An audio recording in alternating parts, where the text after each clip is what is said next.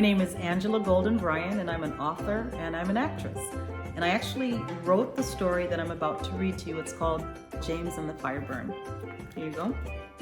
So James is a young boy and he is being bullied in school. And nobody stops to help him. He doesn't have any friends. That is until his teacher, Miss Lou, she shares the story of the Fireburn. And when the students hear that, they learn a lot about courage and what it means and what it feels like to be bullied. And you're gonna see what happens. I won't tell you the whole story. You have to stick here and listen. So here we go. One more battle, one more time. I don't know if I can make it, said James in his mind. You see, James was different. At least that's what he thought. He didn't seem to fit in well and he was alone a lot. The doctors called it Asperger's and said that James was smart, but also said that due to this, from social groups he'd part. There wasn't anything wrong with him. This, you see, is true. But when it came to making friends, James didn't have a clue. Whether in class or on the bus or even in the lunchroom, James was sitting by himself, alone and filled with gloom. Mom and Dad were puzzled because James was handsome and smart. He was their joy, their clever boy, and always in their heart. His sister also could not relate. She had friends galore. On Monday 10, on Tuesday 20, and Wednesday even more. James hid his sadness every day behind his apps and books. He played his games all day and night. They surely had him hooked. He gamed and read and gamed a large part of his time. Oh, James, please stop, his parents begged. You'd think it was a crime. Go outside, play with your friends. They forgot he had none. Come watch a movie with your folks. We promise you'll have fun. No one seems to understand. So silent I must be. If I share what happens in school, things will get worse for me. Teasing, pushing, and rejection. The bullies call me names. Maybe they will go away if I just play my games. Head down, keep silent, don't say a single word. If I dare to speak up anyway, I know I won't be heard. This was James's difficult life, day in and day out. Head down and silent, not a word from his mouth. School wasn't all bad though, because James really was a brain. Learning came so easy to him, something not all kids can claim. He loved reading, music, history. He did well in math too, but history was extra special because his teacher was Miss Lou. Miss Lou was something else, beautiful in every way. The girls wanted to be like her, and the boys, well, let's just say. History class arrived. Time to take a seat. James was front and center, his desk tidy and neat. Miss Lou took her place at the head of the bright room. Her smile, warm and welcoming, lifted James's gloom. The students paid attention, ready for her to start. When much to their surprise, she pulled out a piece of art. The picture was kind of scary, with 4 women looking mean. One held a torch, 2 held knives, and the 4th was fierce and lean. What was Miss Lou up to? What was she trying to prove? All the students sat in awe. None even tried to move. James and the others listened as Miss Lou began to speak. When she pointed to the picture, all the students took a peek. Here's the picture.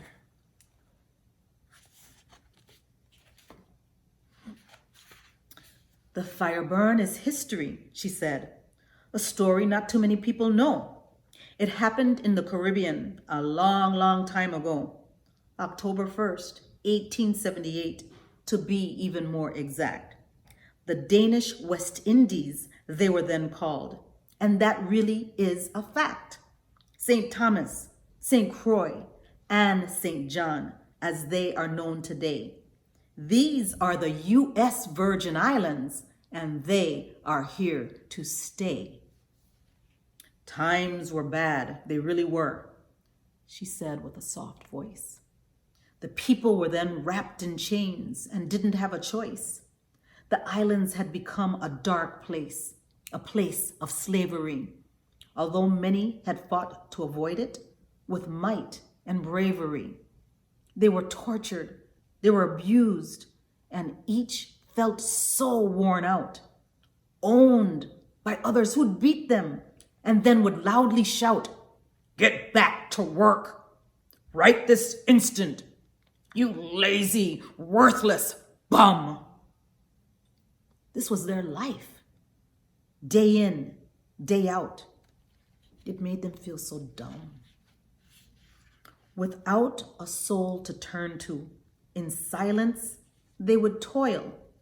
The owners thought this normal for slaves to work the soil. Years went by and many tried to change these evil rules. But nothing changed.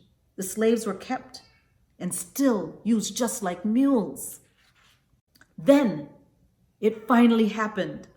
Slavery was abolished in 1848. The people were no longer slaves. They'd always remember that date. Freedom had finally come. They celebrated with music, food, and dance. No longer slaves, laborers they were.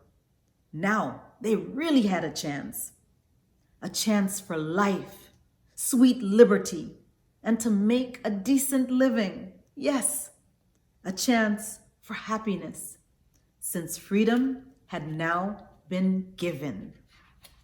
But soon they came to realize they were still trapped as in a cage. They were ragged and overworked and never paid a fair wage. Some were badly beaten, bruise on top of bruise. This was such a horrible life, one that no one would choose.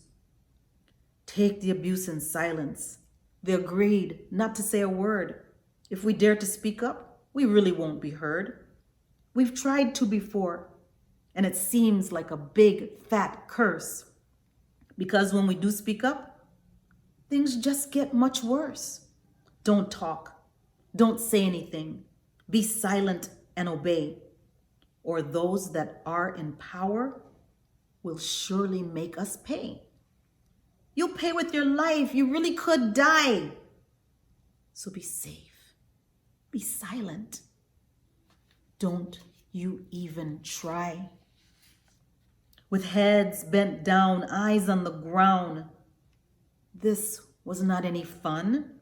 The laborers worked so very hard in the hot and scorching sun, chopping sugar canes in the fields all the day long, loading donkey carts while singing a soft gospel song. 30 years later, 1878 was the year. A woman named Mary Thomas stepped out of the fear. She'd had enough of the bullying, unfair treatment, and hunger. So Mary rallied the laborers with her voice as loud as thunder. Enough of this! We must unite! We are human beings, and this is not our plight. Things got riled up, and what ensued was a fight. Laborers against landowners and soldiers battling throughout the night. Sugarcane fields were burned. Plantations home were too. The laborers had to fight barefoot, as none even had a shoe. The oppressors had guns, ships, and tactics, but the laborers only had knives, torches, and axes. It wasn't a fair fight. How could it really be? But the laborers were desperate, so desperate to be free. Lives spent in bondage, they needed unity, to take a stand and gain their true destiny. So fight they did, and many lives were lost. But at struggle's end, the landowners recognized their cause. Change did come, slow as it was. After that revolt, there were some new laws. Some learned fast, some learned slow. But that horrible treatment just had to go. We are all born equal with the same human rights. None of it matters, our color, shape, or height. We all have the same creator, both you and I. Does it matter if one person is bold and the other is shy? Can't we all get along, working together in peace? Build each other up. That's right. Wouldn't you agree? When we see someone being bullied, lied about, and abused, let the truth be found in us, because each one of us can be used to build up and make this world a better place, used to make a difference in each and every case. Miss Lou finished the lesson just as the school bell chimed. The class had gone by so quickly, and now it was that time. Time for lunch, James thought, with a sense of dread and fear. This was when bullying was worse. He approached an empty chair. James sat by himself. His food may as well have been dirt. He ate so fast without tasting it, just to finish before getting hurt. But before he could leave, here came bullies, 1, 2, and 3. And James cried to himself, please, please don't pick on me. One gave him a shove, the others laughed in glee. James glanced at the nearest door to see if he could flee. James waited afraid for what would happen next. Then Kenny from history class walked over and was vexed. Behind Kenny came others, yes, to James's defense they came. The 3 bullies slunk away to go and hide their shame. Never before had anyone stood up for James in this kind way. But now things were different, and change had come to stay. Today things were a lot better because of Miss Lou. She shared a story of courage. Now how about you? In our hearts, we know what's right. We know what's wrong as well. And most of all, when we see bad, we know it's right to tell. Stand strong, stand proud, and be a friend to all. And when you hear a cry for help, be sure to answer the call. No matter the race, beliefs, or skin, no matter boy or girl, stick together, stand with each other, and make ours a better world. Not the end, the beginning. Help write a new story where everybody wins. That is the story of James and the Fireburn. I hope you enjoyed it. Thanks for watching. Bye.